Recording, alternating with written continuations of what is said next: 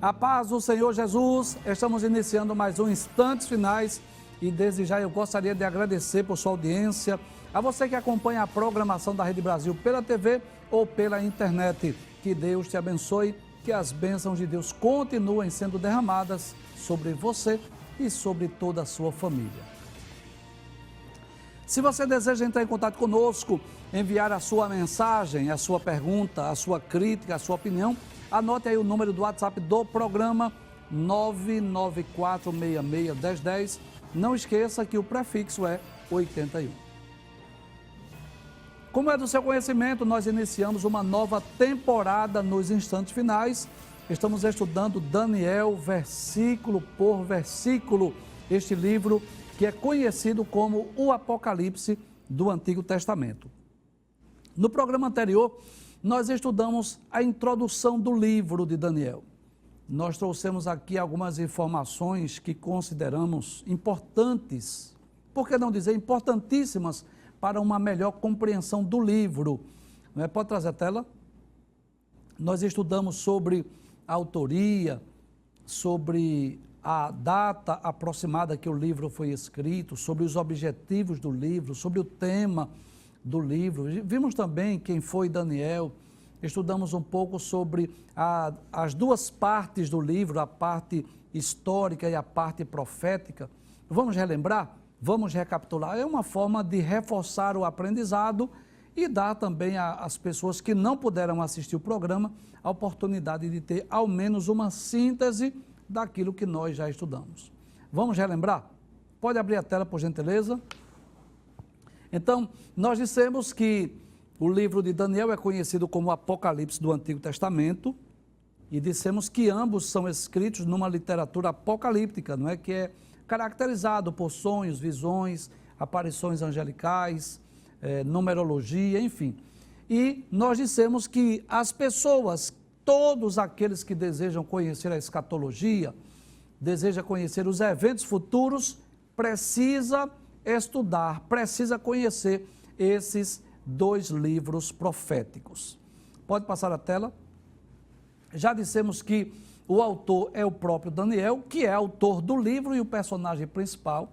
Lemos vários textos que comprovam isso, comprova que Daniel foi o autor, capítulo 7, versículos 5 a 9, capítulo 8, versículo 1, capítulo 9, versículo 2, deixa bem claro que Daniel é o seu autor. O tema é a soberania de Deus na história, nós explicamos, né? Deus tem o controle de todas as coisas e domina sobre o reino dos homens. E dissemos também que o livro foi escrito entre os anos 606 a 536, o período de mais ou menos 70 anos, que foi o período que o povo de Deus esteve em Babilônia. Detalhes, você deve lembrar aí que é 606 a 536 antes de Cristo, né? Então, antes de Cristo que esse livro foi escrito. E dissemos também os propósitos. Primeiro era dar ao povo judeu a certeza que o cativeiro babilônico não seria permanente. Em outras palavras, que o povo judeu voltaria do cativeiro. E segundo, revelar que Deus tem o controle sobre as nações e, finalmente, o triunfo final do reino de Deus aqui na terra, que há de se concretizar no futuro, na implantação do reino milenial de Jesus. Falamos um pouco sobre Daniel, seu nome significa Deus é meu juiz, ele era membro da família real, nasceu em Jerusalém por volta de 623, durante a reforma do rei Josias e também no princípio do ministério de Jeremias. Falamos aqui sobre a possibilidade de ele haver sido influenciado tanto por esse rei Josias, como também pelo ministério profético de Jeremias. Dissemos que ele foi levado para a Babilônia por volta de 605, ele tinha aproximadamente 16 anos de idade, ele foi selecionado, foi escolhido juntamente com outros jovens a trabalhar no palácio E em 603, mais ou menos quando ele tinha 20 anos de idade, foi declarado como governador da Babilônia e chefe dos sábios de Babilônia. E também nós vemos que durante um período de quase 70 anos, Daniel serviu a 6 governadores babilônios e 2 persas. Dentre eles, os mais citados no livro, né? Os mais conhecidos são Nabucodonosor, Belsazar, Dario e Ciro, que são mencionados no próprio livro de Daniel. Vimos também que o livro possui 2 divisões principais. Existe uma parte histórica, capítulos 1 a 6, e uma parte profética, capítulos 7 a 12. É claro que nessa parte histórica nós já encontramos algumas profecias, bem como na parte profética nós também encontramos um pouco da história, mas a ênfase maior dos capítulos 1 a 6 é a história e a ênfase maior dos capítulos 7 a 12 é exatamente o conteúdo profético do livro. Nós já lemos, já mencionamos, já citamos aí, e por isso não vamos recapitular. Bem, ainda temos algumas informações importantes na introdução do livro do profeta Daniel, que não houve tempo nós falarmos no programa passado, mas não vamos deixar de explicar, vamos ainda dar continuidade hoje a essa introdução, essas informações preliminares que são fundamentais, são importantíssimas para que nós possamos conhecer todo o livro. Pode passar a tela, vamos continuar ainda nessa introdução. Bem, aí nós vamos ver alguns temas que são abordados tanto no livro de Daniel quanto no livro do Apocalipse. Observe que grandes temas que nós estudamos lá no Apocalipse, como a grande tribulação, o anticristo, a vinda de Cristo em glória, o triunfo do reino de Deus, a ressurreição dos mortos e o juízo final, também são mencionados no livro de Daniel. Volte à primeira tela, por gentileza, que tem o nome Introdução. Por favor, só para eu recapitular, passe a tela, por favor, onde tem o nome Introdução. Isso, veja que coisa importante. Nós dissemos aí na introdução, se desejamos conhecer a escatologia, precisamos estudar esses 2 livros proféticos. Volta para a tela anterior agora, por favor. Então veja que esses temas escatológicos que nós estudamos lá no livro do Apocalipse, eles estão presentes também no livro de Daniel. Eu não vou ler o texto hoje porque são profecias que nós vamos estar estudando, então não é necessário nós lermos hoje esse texto, mas é só para que você tenha uma ideia da importância desse livro no fato de descrever eventos futuros, eventos escatológicos. Traz a tela para eu explicar algo aqui. Nós encontramos no Antigo Testamento 17 livros denominados de livros proféticos. São 5 profetas maiores, a saber, Isaías, Jeremias, Lamentações de Jeremias, Ezequiel e Daniel, e 12 profetas menores, a saber, Oséias, Joel, Amós, Obadias, Jonas, Miqueias, Naum, Abacuque, Sofonias, Ageu, Zacarias e Malaquias. E você vai perceber, quando nós estudamos esses 17 livros denominados de livros proféticos, que muitos deles falaram do passado, que muitos deles falaram de eventos que já ocorreram, já se cumpriram, já se concretizaram. Por exemplo, o profeta Jonas, que profetizou para os ninivitas, o profeta Obadias, que profetizou para os edomitas, e muitos profetas que são chamados de profetas menores, profetizaram para Israel, ou para o reino de Judá. E a grande maioria dessas profecias já se cumpriram no passado. Mas, quando nós estudamos o livro de Daniel, nós podemos perceber isso. Muitas profecias de Daniel, elas já tiveram seu cumprimento, principalmente aquelas que dizem respeito aos grandes impérios.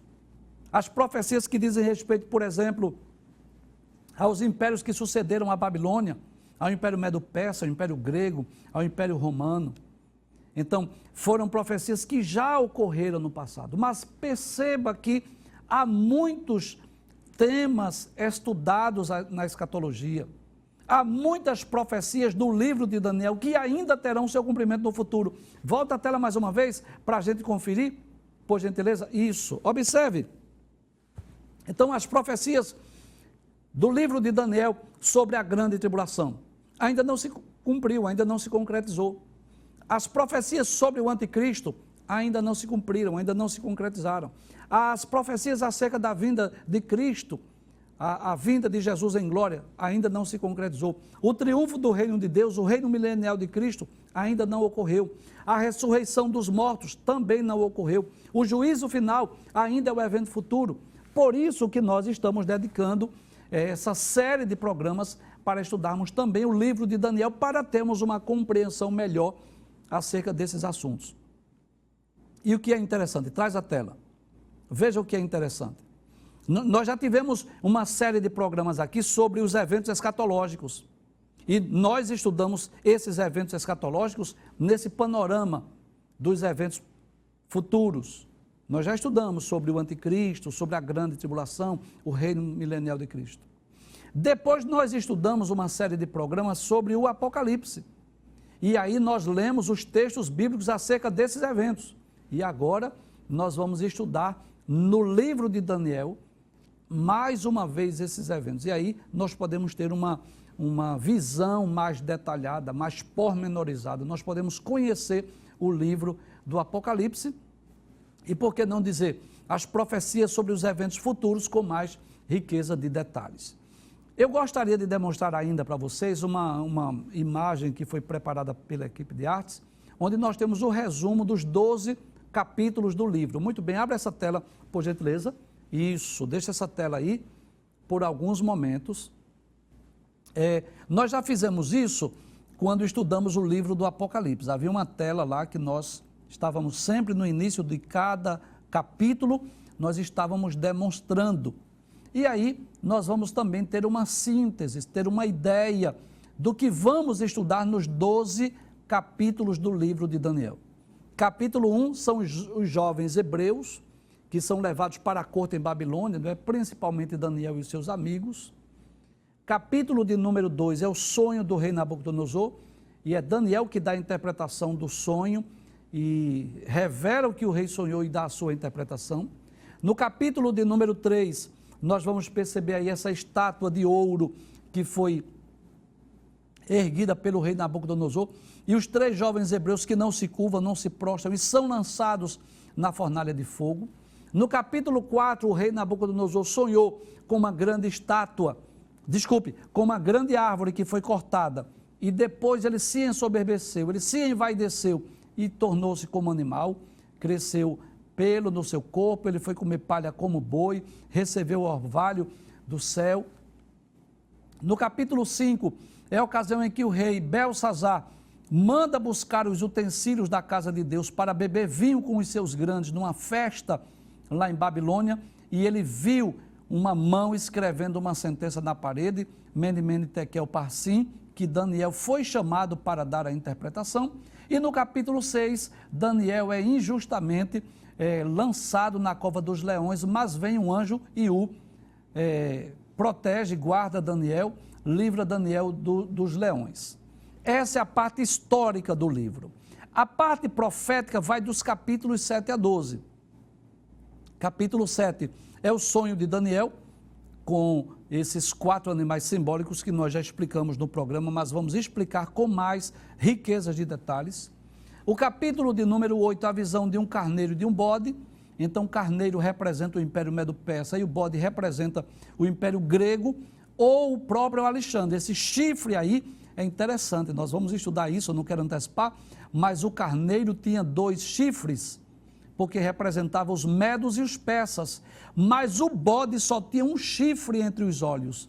E esse chifre do bode, o bode representa a Grécia e o chifre representava Alexandre e o seu exército poderoso. Capítulo 9, que é aquela visão, na realidade uma visão de um ser angelical que dá a Daniel essa profecia que nós conhecemos como a profecia das 70 semanas de Daniel, que é uma das profecias mais extraordinárias.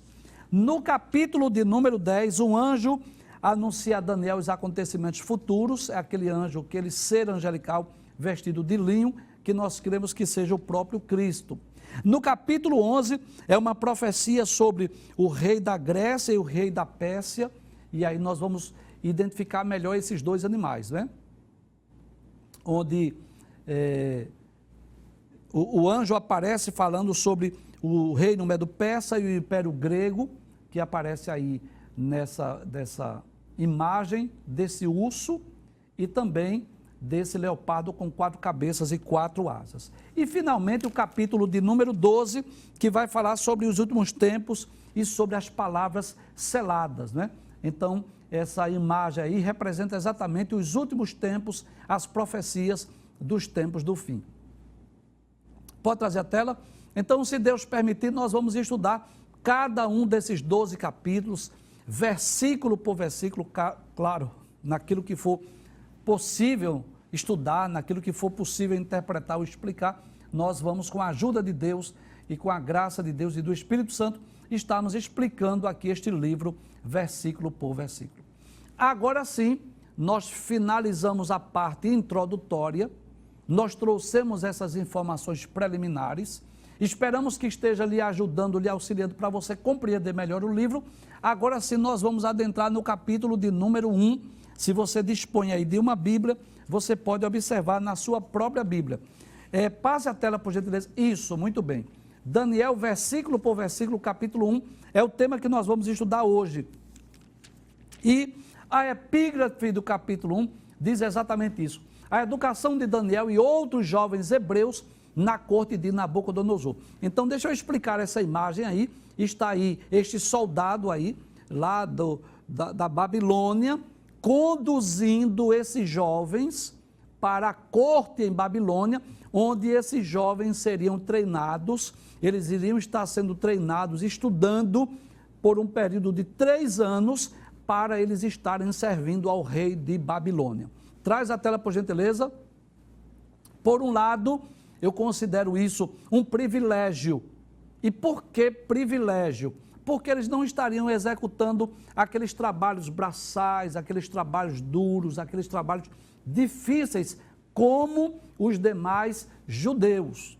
Então, eles tiveram o privilégio de ir para o palácio. Isso era um privilégio porque eles teriam as melhores vestes, eles teriam a melhor educação, eles teriam os melhores alimentos, eles estariam numa posição privilegiada de servir aquele homem que era considerado o homem mais importante do mundo, claro, no aspecto político. É claro que aos olhos de Deus, havia muitos homens mais importantes do que Nabucodonosor. Daniel era um deles.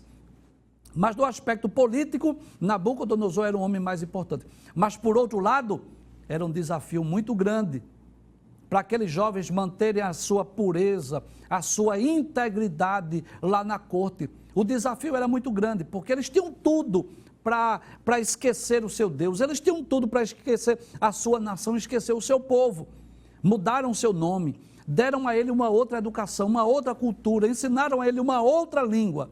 Mas nós vamos perceber que Daniel e seus amigos, Ananias, Misael e Azarias, que foi colocado os nomes de Sadraque, Mesaque e Abednego, eles entraram em Babilônia, mas a Babilônia não entrou neles, não entrou no seu coração. Eles nunca esqueceram o seu Deus e nunca esqueceram a sua fé e nem a sua cidade de Jerusalém.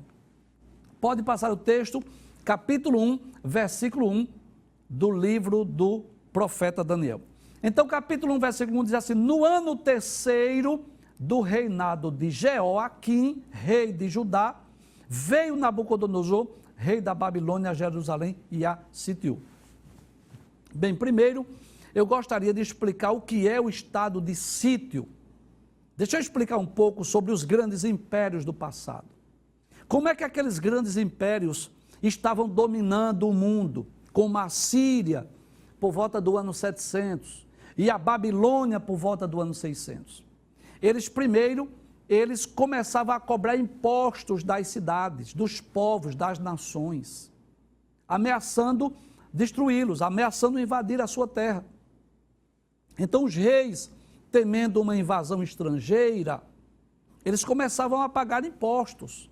começava a dar prata, começava a dar ouro, as riquezas da terra, para não serem invadidos. Só que o que faz o rei Nabucodonosor? Ele começa a cobrar impostos e depois ele se rebela, o rei de Jerusalém se rebela contra ele, Jeoaquim se rebela, e aí ele faz o estádio de sítio. Sitiar a cidade, na realidade, era rodear a cidade com os seus soldados, para impedir que as pessoas que estivessem dentro de Jerusalém pudessem sair. Então, as pessoas dentro de Jerusalém não podiam sair para vender, não podiam sair para comprar, não podiam sair para plantar e nem poderia sair para colher nada. Então, o alimento que estava dentro da cidade, eles ia se esvaindo, ia se acabando. O suprimento de alimento, o suprimento de água ia se acabando. E quando aquele povo estava bem fragilizado, sem água, sem alimento, aí sim o exército vai e invade a terra de Jerusalém. Eu quero lhe convidar, porque com certeza você deseja mais informações, conhecer melhor, onde é que está escrito. Eu sei que muitas pessoas já sabem, muitas pessoas já conhecem a história, mas eu tenho certeza também que existem novos convertidos que estão pouco familiarizados com a Bíblia e deseja mais informações sobre essa parte histórica, sobre essa invasão estrangeira. Então, lá no segundo livro dos Reis, não é? Nós vamos perceber, lá no capítulo de número 24, 25, você vai ter o registro desse início do cativeiro de Judá. Se você ver, por exemplo, capítulo 24, versículo 1, diz assim: nos dias de Jeoaquim, subiu Nabucodonosor, rei de Babilônia, contra ele, e Joaquim ficou 3 anos seu servo. Depois se virou e se revoltou contra ele. Ou seja, durante aqueles 3 anos, Joaquim ficou seu servo, ficou pagando tributos, ficou pagando impostos, mas depois de 3 anos ele se rebelou. Achou que não era mais necessário pagar tributo, pagar impostos. Versículo 2. E Deus enviou contra Jeoaquim as tropas dos caldeus. Veja que coisa interessante. Então eu posso dizer aqui que havia, claro, uma estratégia política, havia uma estratégia da Babilônia para governar, para dominar o mundo. Ele usava essa estratégia de cobrar impostos, de cobrar tributos, de sitiar as cidades, mas acima de tudo o texto deixa bem claro, capítulo 24, versículo 2, e Deus enviou contra Jeoaquim as tropas dos caldeus, e as tropas dos sírios, e as tropas dos moabitas, e as tropas dos filhos de Amon, e as enviou contra Judá para o destruir, conforme a palavra do Senhor que falara pelo ministério dos seus servos, os profetas. Então, na verdade, por trás daquela rebelião, por trás daquele estado de sítio, havia uma intenção do soberano Deus de punir o seu povo, de castigar o povo de Judá e de Jerusalém. Por quê? Porque eles não ouviram os profetas. Durante aproximadamente 5 décadas, Jeremias profetizou, chamando o povo ao arrependimento, dizendo ao povo judeu que não era para tentar lutar contra o rei de Babilônia, era para se entregar, chamando o povo para achegar-se a Deus, abandonar seus deuses, abandonar os seus ídolos, mas infelizmente o povo judeu não atentou para as profecias de Jeremias. Jeremias foi taxado por um falso profeta. Jeremias foi rejeitado pela liderança política, foi rejeitado pela liderança religiosa, foi liderada pelos seus compatriotas, foi esbofeteado, foi colocado lá numa cisterna, foi colocado na prisão. Então as pessoas não deram ouvidos às palavras de Jeremias. E é por essa razão que o texto de 2 Reis, capítulo 24, versículo 2, deixa bem claro que foi Deus que enviou essas tropas. Era uma forma de Deus punir, era uma forma de Deus castigar o seu povo. Por quê? por causa dos seus pecados, principalmente o pecado da idolatria. Volta ao texto, versículo 1, mais uma vez. Então, nesse terceiro ano do reinado de Jeoaquim, rei de Judá, veio Nabucodonosor, claro, acima de tudo, como um instrumento de Deus para punir a Babilônia. Aí diz, rei de Babilônia a Jerusalém e a sitiou. Já expliquei esse estado de sítio, cercou a cidade, para quê? Para que os moradores não saíssem, nem para comprar, nem para vender, nem para plantar, nem para colher, e assim fosse acabando os alimentos que estavam dentro da cidade. Versículo 2, pode passar. E o Senhor, observe mais uma vez, e o Senhor entregou nas suas mãos a Jeoaquim, foi Deus que entregou. É claro que se o rei Jeoaquim, se o povo judeu se arrependessem, se eles tivessem dado crédito às palavras de Jeremias, se eles tivessem se humilhado com pano de cinza, de saco, se eles tivessem buscado a Deus, é claro que Deus não permitiria que o rei Nabucodonosor invadisse Jerusalém. Mas como eles não se arrependeram, como eles não deram crédito à palavra de Deus, Deus os entregou nas mãos de Jeoaquim, rei de Judá. Deus os entregou nas mãos do rei de Babilônia, no caso aí Nabucodonosor. E entregou uma parte dos utensílios da casa de Deus, e ele os levou para a terra de Sinar, para a casa do seu Deus. Observe aí, Deus com D minúsculo, perceba a diferença. Vou retornar o texto para você perceber. E uma parte dos utensílios da casa de Deus, essa casa de Deus aí está se referindo ao templo de Jerusalém, construído por Salomão. E ele os levou para a terra de Sinar, onde em Babilônia, para a casa do seu Deus, Deus com D minúsculo, ou seja, para a casa do seu ídolo. E pôs os utensílios na casa do tesouro do seu Deus. Deixa essa imagem aí por enquanto. Então perceba a diferença, você que é um novo convertido, você que talvez esteja servindo Jesus há pouco tempo. Quando Deus aparece com D maiúsculo, está se referindo ao Deus dos céus, ao Criador de todas as coisas. Quando aparece Deus com D minúsculo, é um ídolo, Deus que é feito por mãos humanas. Você pode observar aí nessa imagem, claro que é uma imagem meramente ilustrativa, mas ela aparece aí alguns objetos, alguns utensílios que estavam lá no templo em Jerusalém e que foram levados para a Babilônia. Mas não só isso, eles foram levados para onde? Para a terra de Sinar, para a casa do seu Deus. Traz a tela, por favor. Então, na realidade, isso era uma demonstração de um triunfo. É como se, quando Nabucodonosor invadisse Jerusalém e achasse lá todos os utensílios, os vasos, o candelabro, todos os utensílios que foi feito para estar ali no templo, na casa de Deus, quando ele leva para a casa do seu Deus, é como se eles estivessem dizendo que o Deus de Babilônia era superior ao Deus de Israel. Era como se eles estivessem dizendo que o Deus de Babilônia sucumbiu ou venceu o Deus de Israel. E é claro que Deus é invencível.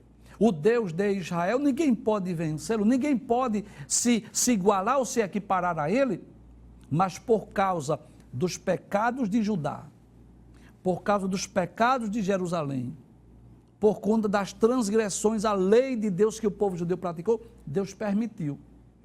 Por um determinado período de tempo, durante 70 anos aproximadamente, os judeus estiveram distantes da sua pátria, estiveram distantes do templo em Jerusalém. E como se não bastasse, aqueles objetos sagrados, guardados ali pelos levitas, pelos sacerdotes, aqueles objetos sagrados foram levados para o Deus, o templo, a casa do Deus de Babilônia. É claro que 70 anos depois, Ciro manda retornar e traz novamente os utensílios para Jerusalém. Mas lá eles ficaram guardados, aqueles objetos que foram feitos com tanto amor, com tanto carinho para o culto a Deus, estavam agora sendo armazenados, estavam sendo guardados no templo do Deus de Babilônia. Pode passar o texto mais uma vez. Capítulo 1, versículo 3, diz: E disse o rei Aspenaz. Quem era Aspenaz? Era o chefe dos eunucos. Quem eram os eunucos? É bom explicar isso. Os eunucos eram homens que trabalhavam nos palácios, principalmente aqueles que cuidavam dos haréns. Então eles eram castrados, por isso que são chamados de eunucos, para que eles não pudessem possuir nenhuma daquelas mulheres lá do harém. Então Aspenaz era o chefe desses eunucos, desses homens que trabalhavam no palácio. E o rei Nabucodonosor disse a Aspenaz que trouxesse alguns dos filhos de Israel, da linhagem real e dos nobres. Traz a tela, por gentileza. Então, por que ele disse que trouxesse da linhagem real e dos nobres? Ou seja, de uma classe privilegiada, de uma classe selecionada. Vamos trazer para os dias de hoje. É como se trouxesse aqueles jovens que fossem da classe alta, da classe A da sociedade. Aqueles que são os mais inteligentes, digamos assim, os mais estudiosos, os mais dedicados ao estudo, porque esses jovens que foram trazidos lá de Jerusalém, que foram trazidos para estar no palácio, eles iam estar sendo treinados nas línguas dos caldeus, para que eles pudessem estar ali trabalhando junto ao rei, servindo ao rei de Babilônia. E aí, por uma providência divina, Deus faz com que Daniel, Sadraque, Mesaque e Abednego sejam escolhidos. É claro que haviam outros. É claro que não só foram esses 4 jovens. Haviam outros que foram selecionados. Haviam outros que foram escolhidos, mas estavam ali aqueles jovens para representar Deus na corte de Babilônia. Aqueles jovens tiveram o privilégio de serem os instrumentos, os canais de Deus, para que o Deus de Israel ele fosse conhecido lá na corte em Babilônia. Claro que eles passaram por momentos difíceis, passaram por momentos de perigos, passaram por momentos de quase perderem suas vidas, onde tiveram as suas vidas em risco, como, por exemplo, no capítulo 3, que os 3 jovens foram jogados na fornalha, ou no capítulo 6, que Daniel foi lançado na cova dos leões, mas foi através desses 4 jovens hebreus que o nome de Deus foi conhecido lá em Babilônia, a ponto de os próprios reis de Babilônia escreverem decretos, dizendo que no seu reino todos deveriam temer e tremer ao Deus de Daniel e ao Deus de Sadraque, Mesaque e Abednego. Então, o rei manda Aspenaz escolher, dentre esses jovens, dentre aqueles, vamos dizer assim, porque a partir do momento que Nabucodonosor invadiu Jerusalém, trouxe em 3 levas mais de 10 mil judeus para a Babilônia, então é como se todos eles ali fossem escravos. Mas dentre os escravos, ele pediu para selecionar alguns jovens, alguns rapazes, algumas pessoas especiais para trabalhar na corte em Babilônia. Pode passar o texto, versículo de número 4. Aí diz: quais eram as qualificações, quais eram as exigências, o que é que o rei queria desses jovens? Primeiro, jovens que não tivessem defeito algum, então que fossem perfeitos fisicamente, então jovens que não houvesse defeito algum. Segundo, jovens de boa aparência, que fossem formosos. Terceiro, instruído em toda a sabedoria, ou seja, jovens que fossem sábios. Vamos dizer assim, jovens estudiosos, que tivessem conhecimentos das ciências da época, sábios em ciências, entendido no conhecimento, e que tivesse habilidade para viver no palácio. Observe que, como Daniel era da família real, ele não tinha dificuldade de viver no palácio, a fim de que fossem ensinados nas letras e nas línguas dos caldeus. Então, que coisa interessante. Aquelas habilidades que esses jovens possuíam, pode trazer a tela, lhes permitiu fazer parte deste grupo seleto. Fez com que eles pudessem fazer parte dos escolhidos para trabalhar no palácio. Significa dizer que aqueles jovens, eles eram estudiosos, eles estudavam, eles eram dedicados. Porque o fato de sermos crentes, o fato de estarmos servindo a Deus, ou o fato de estarmos esperando o arrebatamento da igreja, não nos isenta da responsabilidade terrena. E eu costumo dizer que Deus se utiliza de nós com as ferramentas que nós temos em mãos. Que coisa interessante. O que é que você tem nas suas mãos, Moisés? Uma vara, pronto. É com a vara que Deus vai lhe usar, Moisés. E você, Josué, eu tenho uma espada, pronto, Deus vai lhe usar com essa espada. E você, Sansão, uma queixada fresca de jumento, pronto, Deus vai usar você com essa queixada fresca de jumento. E você, Paulo, uma pena, é com essa pena que Deus vai lhe usar. Deus se utiliza de nós com as ferramentas, com as armas que nós temos. Então foi graças a uma vida desses jovens, primeiro dedicada a Deus, primeiro a vida desses jovens, nós vamos perceber isso lendo o livro de Daniel, as qualidades desses jovens, eram jovens crentes, dedicados a Deus, que arriscaram as suas vidas, que preferiram comer legumes, preferiram beber água do que comer as iguarias do rei, que o rei oferecia. Eram jovens crentes, que mudaram seus nomes, que ensinaram outras letras, que estavam distante do templo, que estavam distante da classe sacerdotal, que estavam distante dos seus pais, mas nunca abandonaram a sua fé, nunca negaram o seu Deus. Observe que quando ameaçaram que ninguém podia fazer oração a qualquer Deus, Daniel não deixou de orar por isso. Observe que quando ameaçaram lançar na fornalha de fogo ardente, quem não se curvasse diante daquela estátua, os 3 jovens hebreus não temeram e disseram, olha, Deus pode nos guardar, se Ele não nos guardar, nós vamos ser lançados, nós vamos morrer, mas nós não vamos nos curvar diante dessa estátua. Então, acima de tudo, em primeiro lugar, eram jovens crentes, dedicados a Deus, que queriam agradar a Deus, mesmo em meio às oportunidades que eles tiveram para abandonar a sua fé ou a sua crença. Mas também foram jovens que estudaram, que pensaram no futuro, que se prepararam. Eram jovens instruídos nas ciências. Abre o texto mais uma vez. Então veja as qualificações. Além de não ter defeito, além de serem formosos, eram instruídos em toda a sabedoria.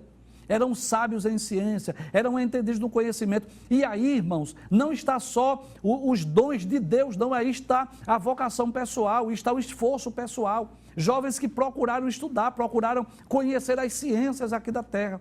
Para quê? Para que tivessem habilidade para trabalhar lá no Palácio do Rei, a fim de que fosse ensinado nas letras e na língua dos caldeus.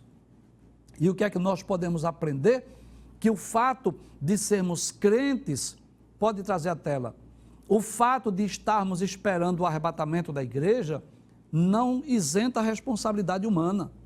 Nós não podemos esquecer da nossa cidadania aqui da terra. Nós precisamos, enquanto estamos aqui, fazer o que está ao nosso alcance. E aí está a minha palavra para você, jovem, para você, adolescente. Estude. Dedique-se ao estudo, não só à leitura da Bíblia, mas também aos estudos. Dê o melhor de si na escola, na faculdade, porque existem portas que Deus vai abrir se você tiver qualificação para lá estar. É claro que Deus é poderoso e Deus pode abrir porta onde Ele quiser, mas Deus também é justo e Deus abre porta onde nós temos a qualificação para ocupar aquele lugar. E a vida desses jovens hebreus nos ensinam isso. Houve uma providência divina, sim, mas eles também fizeram a sua parte. É como Deus disse a Josué, não te mandei eu, mas Deus disse, esforça-te e tem bom ânimo.